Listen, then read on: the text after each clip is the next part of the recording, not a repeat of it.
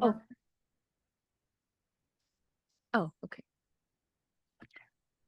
Good morning, everyone. Thanks for joining us. We have Ali Dearborn and Anastasia Sprout and myself, Rika Lopez. We just wanted to have a conversation about OnlyFans this morning. And I would love to read a blurb from seas.org.uk and what it says about OnlyFans. Says OnlyFans says it is a digital entertainment platform. OnlyFans says it empowers women to make money on their own terms. OnlyFans says it keeps its content creators safe. But can we believe what OnlyFans says about itself? Common myths about OnlyFans being a low-risk, convenient way for women to make money mask the reality hidden behind the paywall. Trafficked women and girls who are coerced into performing sexual acts are called, quote, content creators, and no meaningful consent checks are in place. The sharing of child sexual abuse material and image-based sexual abuse material, also called revenge porn, is proven to occur on OnlyFans. Yet, despite a number of lawsuits, the true extent of the abuses are hidden thanks to the nature of the paywall. I'll stop here. I'm sure there's a lot of other thoughts surfacing. So maybe we could share what we believe to be what OnlyFans is about, from your own research or your observation. And I know there's a lot of emotions being stirred. I know for myself personally, it just I it hurts my stomach whenever I think about it.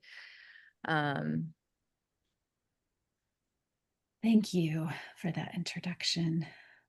I will jump in and say this is Anastasia that I I've come to call it OnlyJohns, because I really do frame it as a prostitution website. And one of the things that happens for some women that I am aware of is they are tricked into this idea that it's free and free love and you can make money and it's no big deal, and they don't really register the association with transactional sex and prostitution, um, and that's by design. So my first interaction with it, I think I saw posts on Facebook, and I believe these were deceptive posts. They were mm, made to look like they were just your next door neighbor, someone who had a regular account, it appeared. And they would have these leading things like, hey, I think I'm going to post on OnlyFans. Don't judge, going to make some quick bucks, and very lighthearted. And I believe those are advertisements, and they're made to look like they're people that are not actually paid. They're not actually prostitutes, or prostituted women or men. But on a more personal note, I have a colleague. So, as a professional who's worked many years in a sex addiction recovery field, sex therapy or counseling, coaching now with survivors of organized extreme abuse. And I think that OnlyJohns is a form of organized extreme abuse, um, or can be to the extreme side, certainly organized, as some of the legal cases show. But a colleague was just working with their own sexual development and wanted to explore sexual liberation and sexual freedom. And so was sharing openly that they had created an OnlyFans account. This is a male colleague. Um, and just talking about how empowering that was for them. And so you have kind of the legal stories, which we'll touch on, I think, more, where you see the side of things where people have gotten in touch with their feelings of victimization, non consensual porn being made of them and posted without their awareness or consent. Um, and then people who are coming into it with the thought of liberation. And that doesn't always stand up to the test of time. So I'll stop there and just see what Ali has to say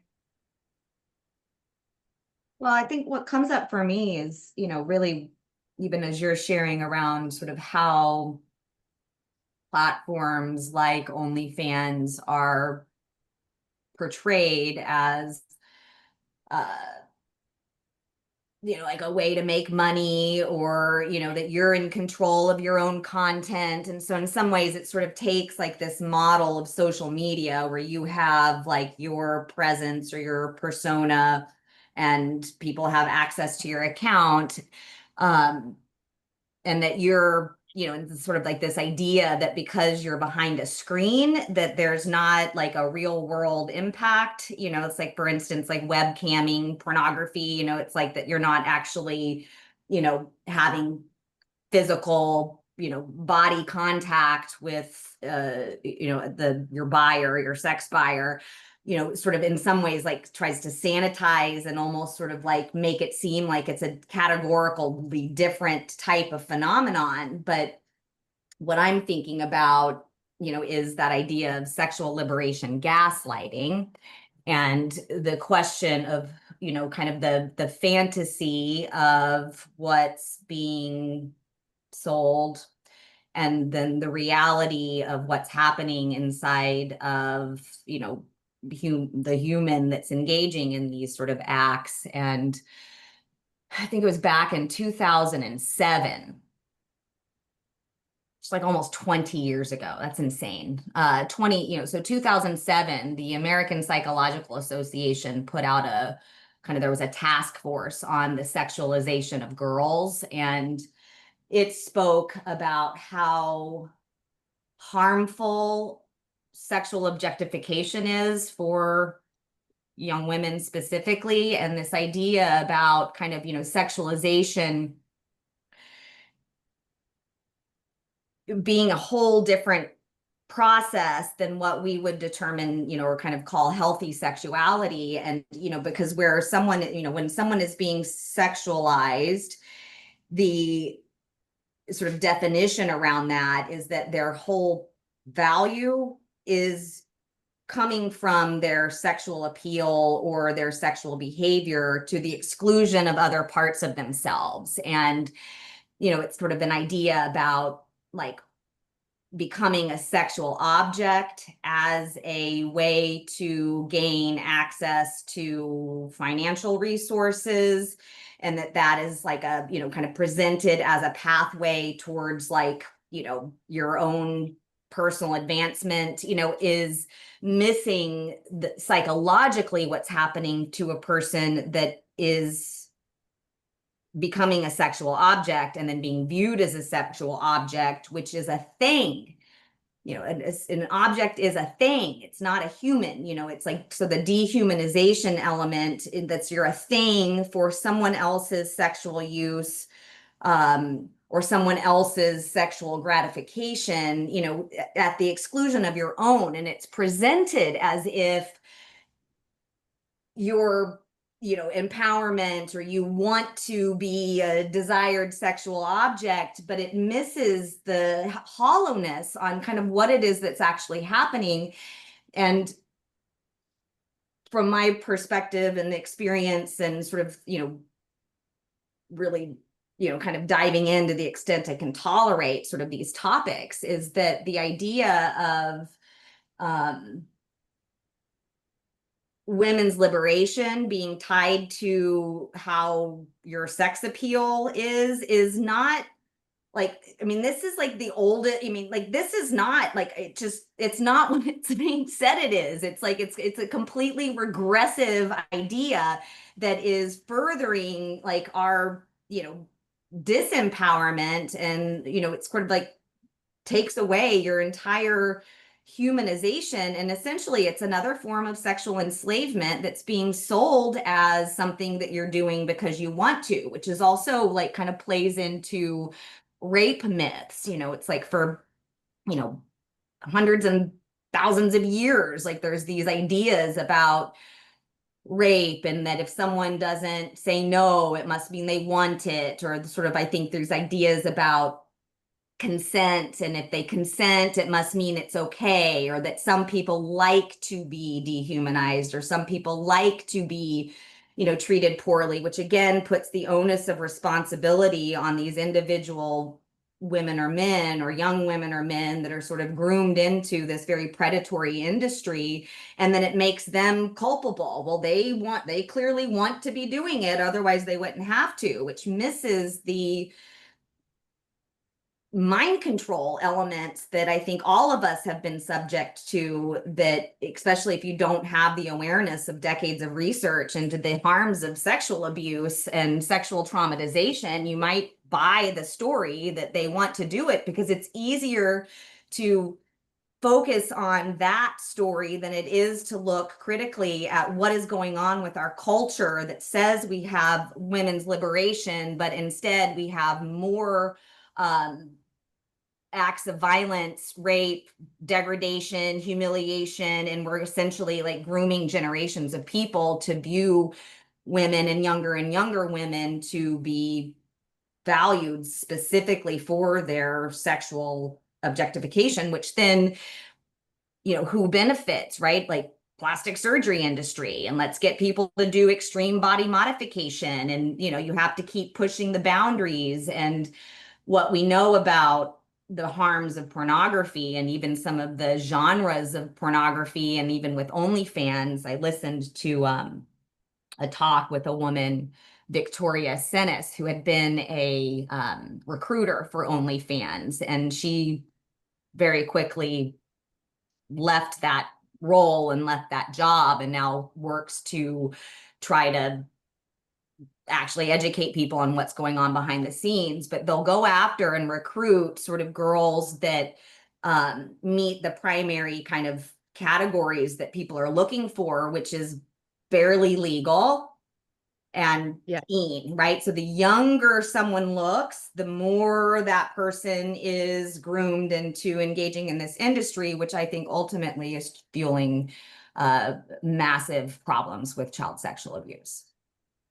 Which I'm sure you guys heard, was it a week or two ago, about a gal who turned 18. She made over $1 million in 3 hours. Well, yeah, I mean, that's the headline, right? So the appeal to easy money, the appeal to greed. And, Allie, when you mentioned mind control, I am thinking about that as part of the mass mind control. So I'm 55. And so in my generation, I think about how do we empower young women sexually versus and how do we protect them at the same time and not be heavy-handed in our protection and or to judge those kids today, but also not be neglectful in our empowerment. Do whatever you want. Here's your phone, open access. Right. So we know in for those who are in the field of treating sexual abuse, rape, and compulsivity, we know that's a huge issue growing all the time. In Seattle, I worked as a CSAT. All the CSATs practices were full all the time. I mean, it's just like, why is that? Okay, it's a real issue, sexual compulsivity. But when I think about when I was young, you had to go to a place that was of ill repute. Like only creepy people went there was the kind of understanding. And you had to be 18 and showed ID if they checked it, but you had to go in there. And there was just this sense of there's like, ew. And when I contrast that to, I think of even Gail Dines, who wrote Pornland, who was educating us in the 2000s about 2010s, I guess, about what was really happening to girls. So we went from girls that were protected and you could say overprotected and kind of too much Puritanism or whatever, and not empowered. And instead of them getting empowered, they kind of, it was just the opposite that came in, where they were groomed by media with mass remote mind control. Basically, these role models, like, oh, I want to be like her. And I was a part of that. I want to, and these are deliberate campaigns to take characters that might, like Nancy Drew was a big one for me, have an appeal based on her courage and intelligence and her resilience and strength, and then pornography her. So they took the actress, made her Nancy Drew, put her on the cover of Playboy. And then suddenly I'm like, oh, okay. So we see this with Miley Cyrus, the pop stars who suddenly are into extreme sexual presentation and media. And It's very confusing, but that is role models. They're Kardashians. So you have kind of mom doesn't understand, she's too overprotective or whatever, glitz, glamour. So suddenly you have these girls that what Gail Dines would call porn ready. In other words, they were groomed by media to make themselves into looking like porn stars, so that by the time they got to the porn set to audition to be in porn when they were 18, they were ready to go. They'd already been trained by watching pornography and the other media. So that was the mid-range. Okay. So now we're even in an advanced stage of mass remote mind control, where we don't have just girls who are going to be, choosing to go audition at a porn set, which is still in the category of going to that place that's 18 and older that sold porn. Now we have people with their cell phones, jail phones, and they can literally, they don't have to go anywhere. And in fact, it's so cool. And in 3 hours, you can make $1 million, however many million. It's like, so they're porn ready, and then porn is in their hand. And then they're called content creators. And I really hate that word in a sense, because women are creators. We create life, we create art, we create connections, we create community. And it's all boiled down, like you talked about, Ali, of just create a thing out of yourself and sell it. And won't that be cool? And oh my gosh, talk about reductionist, remote mind control. And then, as I say, it not standing the test of time, because what's happening is the content that people are voluntarily creating, and lots are not voluntary, and that's the non-consensual, but even the voluntarily created content, it does not stop there.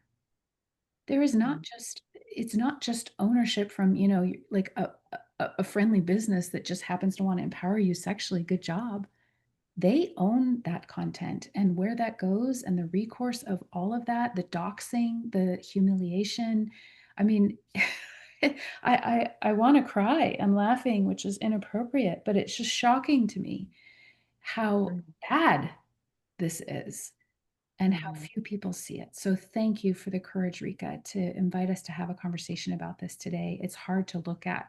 Allie and I have we want to talk about it, but we don't, but we have to, for the sake of girls who are being tricked and boys who are being tricked. And so thank you.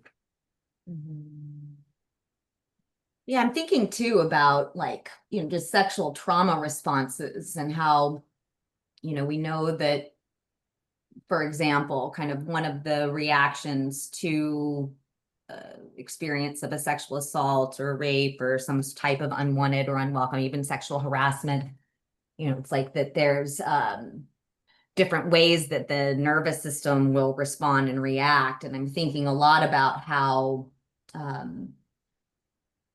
in terms of looking to regain control over a situation that feels uncontrollable, right? Like if there's an experience of being, let's say, sexually objectified as a young person. And I know from a decade of work with primarily middle school youth around sexual harassment experiences, these are things that were happening on a regular basis, just walking around your neighborhood, as a 12-year-old and being ogled by like adult men, for example, and, kind of how that deeply uncomfortable and terrifying that can be for a child to experience, and what will sometimes happen is either these, kids will just completely, essentially try to cover their bodies, there were 12-year-olds wearing like massive big sweatshirts in the middle of the summer just to try to like hide their body to prevent that experience of objectification, or there might be sort of a different response where you play the game, it's like you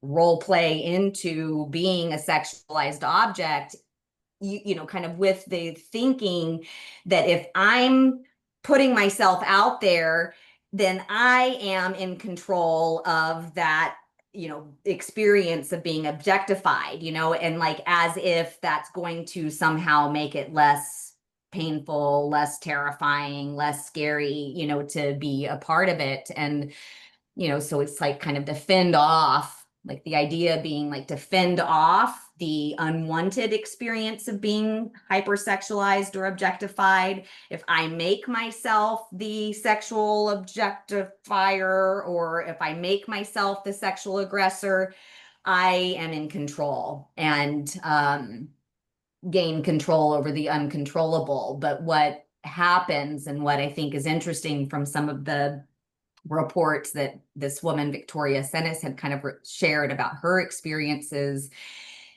is that, you know, there's like an idea of like levels. And I know for us as CSATs, like we have some ideas about like certain levels of sex addiction and sexual offending. And the same thing goes in terms of like levels of, you know, levels to which you'll self-objectify, where, you know, you might start at like level 1, which would be like lingerie shoots or kind of, you know, photos of yourself in provocative clothing, you know, and then the next level is, you know, more nude. And then the next level is inserting objects into your body. And the next level is, you know, taking requests to engage in more extreme content. And so it's, you know, it's pornography, you know, that you're kind of groomed into engaging in, and they'll start you at one place, but very quickly, you know, in order to please your viewers or to get, you know, sort of this chase, this idea that you're going to make $1 million, which is like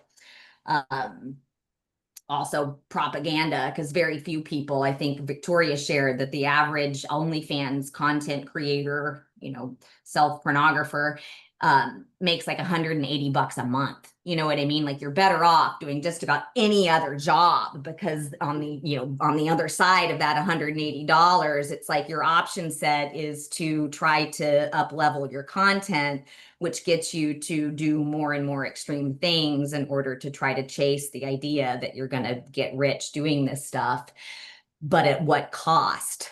You know, when I'm thinking about my own experiences in life, and how much money I've spent on my own psychotherapy, trauma treatment, you know what I mean? It's like there is no getting rich when you end up wanting to die and have to spend most of your existence trying to recover from the things that you've been through. And I think it's just absolutely horrifying that this is being sold by our culture as something that's empowering for women and girls, because it's not. Well, one thing that reminds me of is a woman that was presenting about her experiences, and she said that she did make some significant money because she pursued more degrading acts, and that she was left traumatized and she could never hold on to the money. She said she just, there was something in her that just wanted to get rid of it. And so instead of being enriched and having, you know, comfort and luxury or whatever she thought she was going to actually get, she ended up kind of crumpled in a ball in the corner, broke and poor. Like, so I think that's again much more common of why these things don't last over time. Maybe there is the glitz and someone's popular for a bit, but again, the long-term cost is what we're inviting people to take a look at before going in. I mean, let this be a warning to those who may be considering it. And for those watching who have already, you know, engaged, definitely do a trauma test. Like really check for post-trauma effects of the result of this kind of attention and scrutiny. The other thing I want to say is the marketing funnel's the wrong word, but basically the recruitment piece that I don't think people understand is that as people are willing to degrade themselves more and more for money, they are targeted for recruitment. They're invited into a much darker physical contact world of selling their bodies and creating, you know, content, creating like pornography. But no matter what they do, again, that does not stay on that platform. Like it goes in the dark web, it goes all kinds of places, the doxing, you know, so people may think they're going to be anonymous in some way. Um, People dox for sport just because they're angry and mean. So the risks are quite high, which you just don't see again with the marketing material of getting girls, young looking girls engaged in this. And then even having a woman who's a recruiter. You know, it reminds me of the Jeffrey Epstein and Ghislaine Maxwell. And I mean, it's part of the same continuum. Mhm. Sex trafficking. And I don't even like the term sex trafficking because it's not sex, it's rape. It's rape trafficking. And typically, eventually, if people stay in and they, you know, the thing that is truly valued on those sites, I mean, it just depends. Like there's all kinds of consumers, and some people want the girl next door look and they just want the lingerie or whatever. But the problem with what we know about is how the numbing takes place with extreme acts when you don't have a full bodied loving experience, is that people need more and more to get the same arousal. And so you have the chasing of the dopamine that's just built into the entire system, which serves those who would seek to degrade because the content gets more and more thrilling. And the other piece I wanted to mention does have to do with the grooming of perpetration, because I think a lot of times, and I've worked with this in my own sexual recovery as a survivor of sexual abuse, and in time recognizing it was more extreme than I realized and having to cope with that. But there's grooming not just to be victimized in front of everyone and kind of be humiliated to chase the money, but also to become a perpetrator. And so these accounts can be used to blackmail consumers without consent or knowledge by doxing them. And there's an early version of OnlyFans, and I do believe this is organized crime and it's the sex rape industry behind it. I really do. But if you remember Ashley Madison, and I Yes. had a colleague who I really thought was an amazing person. He was in recovery from sexual compulsion, and he got into a secret Ashley Madison, at least online affair. And then when there was supposedly a data breach, which I think is a mass terrorization, really, this person killed themselves. And who was he having an affair with online, one or many? And how was that person implicated in his death? He was married, had a family, had a community, he was a treatment provider. So really there's more to think about than just going on self-exploiting, self-raping, being exploited, is how those decisions are used to harm others, including luring children, luring boys, luring girls, grooming. There is a certain responsibility that I hope to eventually see held accountable for everyone involved in this, what I think of as a criminal enterprise. Yeah. I appreciate both of you sharing, and I know this hits home in a lot of ways because of your own personal journey. And I know it can provoke a lot of raw feelings, and so I appreciate both of your courage being here. As we're processing these things out loud, I mean, it's easy for me to hear this, and I mean, it's so heavy, so evil, so dark, like it makes me feel, overwhelmed. Mhm. Um, as we're, yeah, just reflecting on these things, like what would you say is just one practical thing that we we can advocate for? Like what can we do personally for ourselves and others that we're psychoeducating? Um, because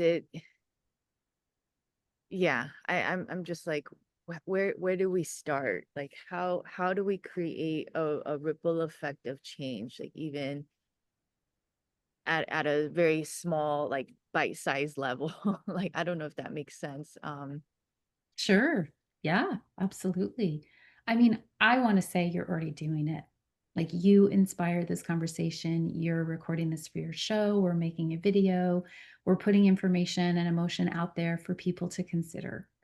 And that for adults and for anyone who has a cell phone and knows how to operate it, they actually are going to have to choose for themselves. We Mm. cannot make them not do anything. I could say, don't use OnlyFans, OnlyJohns, don't do it. Like I can say that. That's my one practical advice. Do not do it. Don't engage, stay off it. It's nasty. And I don't mean everyone who does it is shamefully bad. Like, I don't mean that kind of nasty. I mean a nasty corporation that has profound malintent for the degradation, destruction, and death of innocence. Like, that is how I see the company. And so don't engage would be my practical advice. But of course, we're just putting out information. And so I'll stop there because you said just one thing. And I want to hear, yours and Allie's, but maybe there might be time for more. I like the idea of focusing on solutions. Yeah, I wish that I could think of something that felt simple. I mean, because it's just, even if, I mean, I think what comes up for me, is really maybe a call to account. And I think, with our culture, because even if individuals choose to not participate in OnlyFans, like, we exist in a world in which that perception of it being a viable option and how it skews people's perceptions of kind of what worth and what our worth and value is all about. And so I'm thinking about one of the sort of pillars of my own recovery work, which is based on Pia Melody's model of the kind of developmental immaturity or codependency recovery. And kind of that there's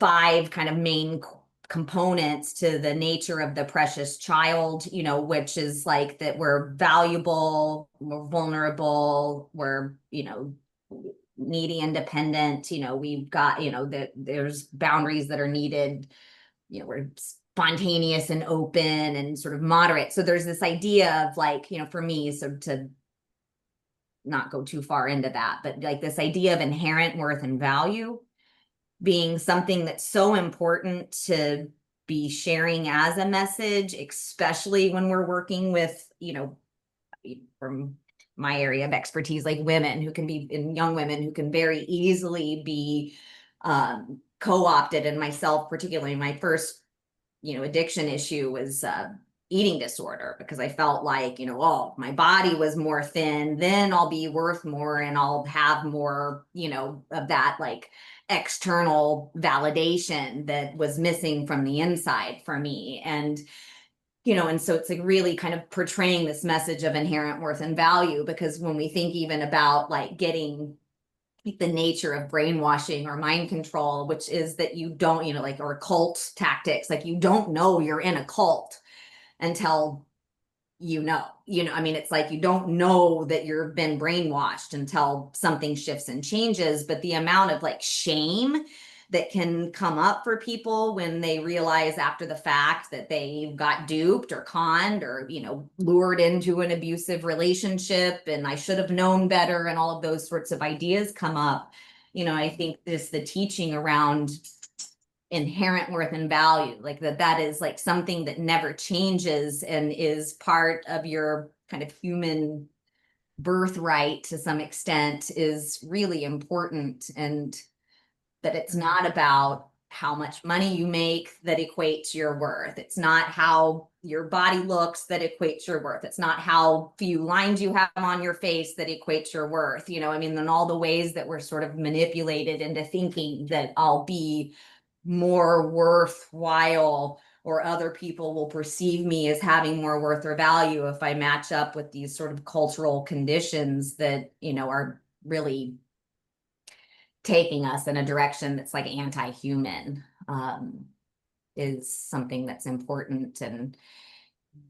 And then I'll add too that I think media literacy is absolutely vital and really needs to be something that we spend a lot more time, energy, and attention publicly on, providing more media literacy to really critically examine what we're consuming and what it's selling and what it's telling us, and to see the industries that are, like kind of our advertising industries as being actually quite predatory, and the importance of calling that out. Yeah, thank you, Allie, for that. I love how you said, we all need to remember our worth, like that inherent value of ourselves, and that we preach that to many people, young and old. That, yeah, I think earlier Anastasia was touching on that we're creators, right? As women, we create, we design, we we're need to use our own natural giftings, um there's so much beauty in just who we are as people, and the word like content creator or porn creator, like how, like we frown so much on those terminologies, because each of us are more than that, right?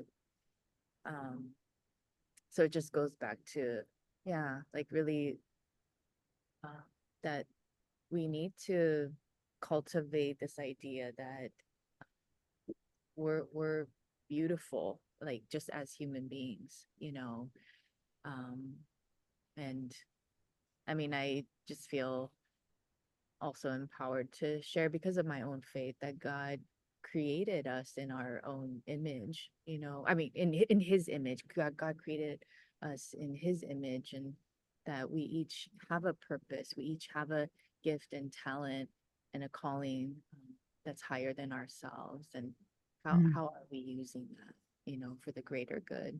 Yes, that's a great point. So that anyone who is in a position of being an influencer to a child can be asking them these questions. Why are Mhm. you here on this planet? What are you called to do and be? And Right. I just don't think the idea of selling sex to people I'll never see through recorded media, that can become an aspiration, but I think it's an artificial one. Right. It's created from outside of ourselves in a foolish manner. Um, and so it's interesting because I find myself on two sides of the continuum where I want to honor the goodness in humanity Mm. and the just how that can develop. And on the other hand, I really do want to call out the ugliness that humans can embody and be Right. and, Right. and a corporation or Yeah. and there's a rally that's taking place this Sunday on the Utah State Capitol steps. Mm. And they're protesting a law that made it not a sex crime for an 18-year-old to be sexual with a 13-year-old, make it a much lesser sentence. And people are saying this is wrong. Like a 13-year-old cannot consent to an 18-year-old. This is wrong. This needs to have harsher sentences because this impacts everything. And so they're gathering and rallying on the steps. So this kind of reactive shamelessness that I think that kids or young adults or adults can get into, like it doesn't matter what I do. I think we need to give feedback and say, yeah, it does matter. And Exactly. yeah, and so there is a certain almost a shaming, like that behavior is shameful. And on the other hand, you are good. Like let's highlight the good and bring out the good and rehabilitate when we can. And so Right. somehow holding the complexity of both, Yeah. so that we can really see what's happening around us. At least for me, I feel like that is how God is calling me, Mm. to use my voice and my actions. And I literally made this sign today because the sexual abuse survivors in Utah are standing on the Capitol steps and they're going to be speaking out, and I'm standing with them. Like that's some of the creation and that I want to support is changing the world for the better. Right. Right.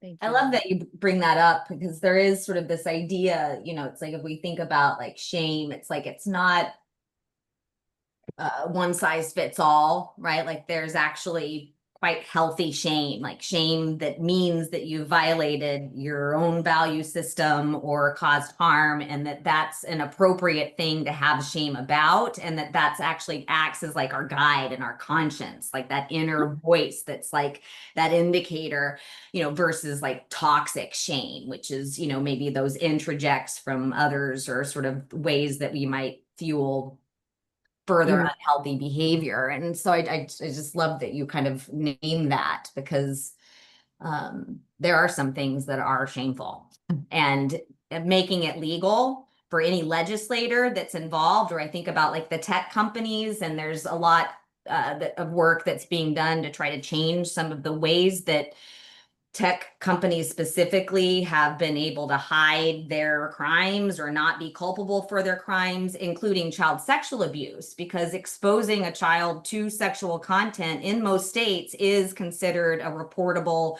child sexual abuse crime, but somehow due to Section 230 does not apply to Meta or OnlyFans Corporation. or any of these tech Organization. industry, the corporations, right? And that needs to change. And so what else can we do? And I think there's an element of, where prevention education is helpful, but is almost just like a drop in the bucket at this point because of how much content exposure people are getting. So you could do a classroom presentation on, it's wrong to sexually harass people, but then you exposed to 600 hours of media that are sexually harassing people and telling you that that's okay to be doing because they want it, and how is prevention education supposed to make a difference, right? Like, so there is that element of being like politically active and getting involved and talking to your legislators and really working to create an uproar to get some of the laws to change, not in the direction of enabling more sexual abuse of children, right? Like that madness needs to stop. And if I were to be in Utah this weekend, I would be standing on those steps with you because Very empowering. That is empowering. Really that's making a empowerment. difference. Like that's how democracy is supposed to work, right? Like that we get to have the voice of dissent that says no, right? Like that this is not okay. And I think there's just so much more activism on that political level that's going to have to take place, because if the law isn't standing to hold some consequence, we've lost a battle. One more thing, I love what you're saying. And can I offer one more thought, Rika? Because it sort of ties back to some of the work you're doing. Sure. We just have a few minutes, or just Okay. maybe a minute or two. Yeah. Okay. So just a quick ending. Sure. Last word is this idea of healthy role models Mhm.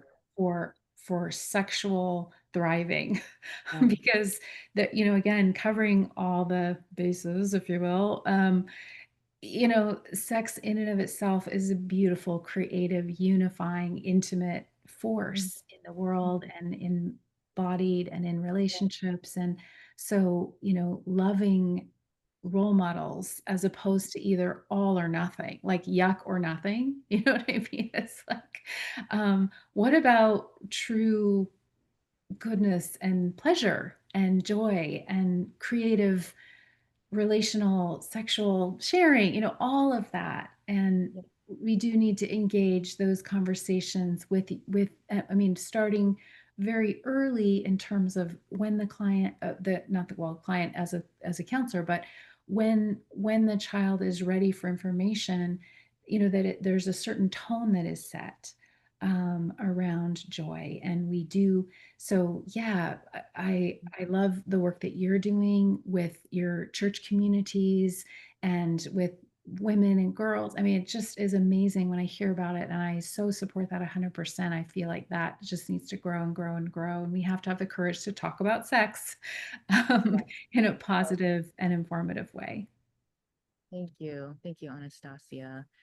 I really appreciate both of your sharing your wisdom. You guys are just real experts on this, and so I value both of what you all shared today. So thank you for being here. And I know there's so much to uncover, and we obviously cannot do it all today. So hopefully we'll have another conversation on this, and we'll pick up where we left off. So thank you, Anastasia. Thank you, Ali. Thank you. You're so welcome. Thank you.